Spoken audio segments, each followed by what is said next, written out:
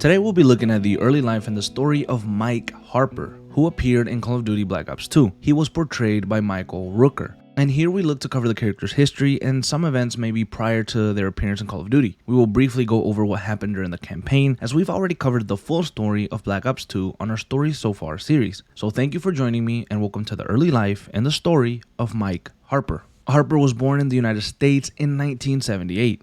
And Mike's past is mostly unknown, but we do know that at some point he got the urge to serve his country at the highest level, and he enlisted in the Navy. As the years went on, he would excel and reach the rank of Master Chief Petty Officer. He would also meet and become best friends with David Mason, the son of legendary CIA agent Alex Mason. Mike would join SEAL Team 6, now known as DevGru, and he became part of JSOC.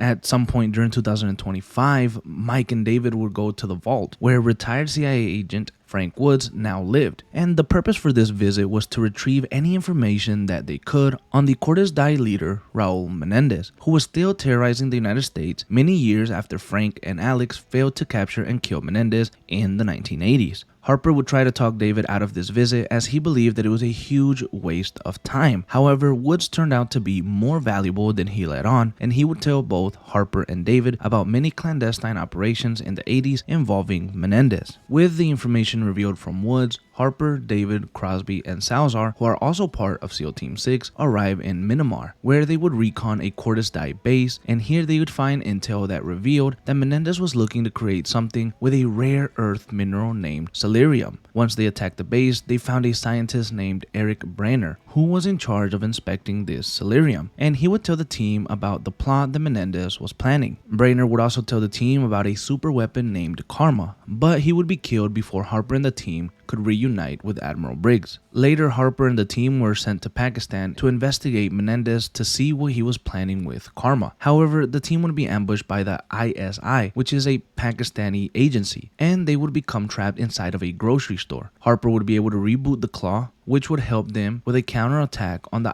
ISI. And soon after this, the team would split up to locate Menendez. Harper and David would reach a rooftop and record Menendez speaking with DeFalco, who was his second in command and the ISI leader. The two would follow Menendez, however, he would lead them to an ambush, as Menendez was already aware of their presence. They would try to fight their way out, and during exfil, Harper would have the right side of his face burned by an exposed pipe. The two would run into SDC soldiers led by Tien Zhao, who David recognized as a former comrade of his father's, Alex. Oh shit, now what?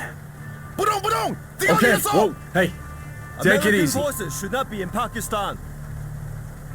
Tien Zhao, he fought alongside my father in Afghanistan.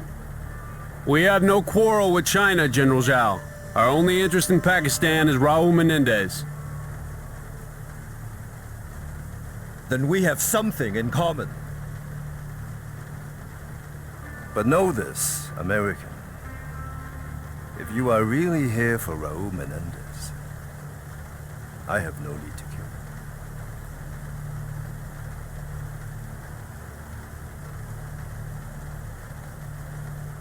After the failed operation in Pakistan, Harper and the team headed to Colossus in the Cayman Islands, as they needed to investigate the island because they had close ties to Menendez. During the op, Harper would split from David and Salazar, and he would meet a young woman named Chloe Lynch, who unbeknownst to him was Karma. The two would go on about their business, but sometime later, David and Salazar would learn who Chloe was, and David would order Harper to find Chloe and to capture her. Mason and Salazar eventually arrived at the club where Chloe and Harper were, but Menendez's second in command, DeFalco, would also arrive, and he would search for Chloe as well. He would take her and make an escape. Harper and David attempted to rescue Chloe, but they were too late. Later, JSOC would receive a lead on Menendez in Yemen from Farid, who is an American asset that infiltrated Menendez's camp. Farid and the team would plan a capture mission on Menendez, and during this op, Harper would give Farid communication support when they attempted to capture Raul Menendez. However, this mission would take a turn as Menendez knew there was a mole within his ranks, and here Harper would attempt to ambush Menendez to save Farid, but he would be captured and Harper would be facing sure death. But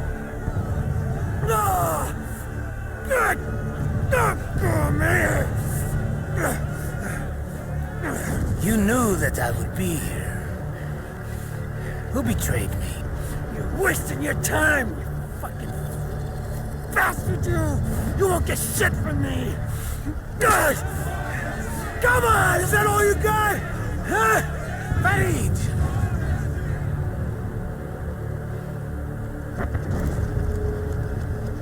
Kill it.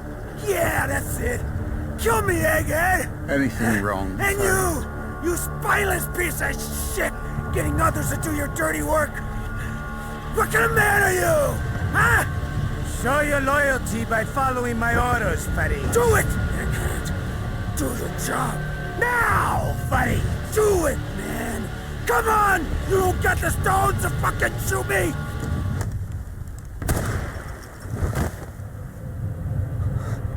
Farid would attempt to kill Menendez to try to save Harper. After this, Harper would be found by David and Salazar. However, Harper's wounds would be too significant and he would be extracted by a medevac back to the USS Barack Obama, where he would recover from his injuries. Harper would be sidelined for a bit, so he'd miss on a couple of key moments during the story. And so sometime later, Harper would later learn of Salazar's betrayal, as he was working for Menendez and Cordes Dye the entire time that they knew him. Harper would kill Salazar and assist David in protecting President Marion Bosworth in Los Angeles. Later, they would have eyes on Menendez and they would finally have a shot at taking down the leader of Cordes Dye, who was in Haiti. During the op, Harper would injure himself after falling on a metal rod and David would save his life. Then after this, David would finally kill Menendez and the two would finally put this behind them and head back home.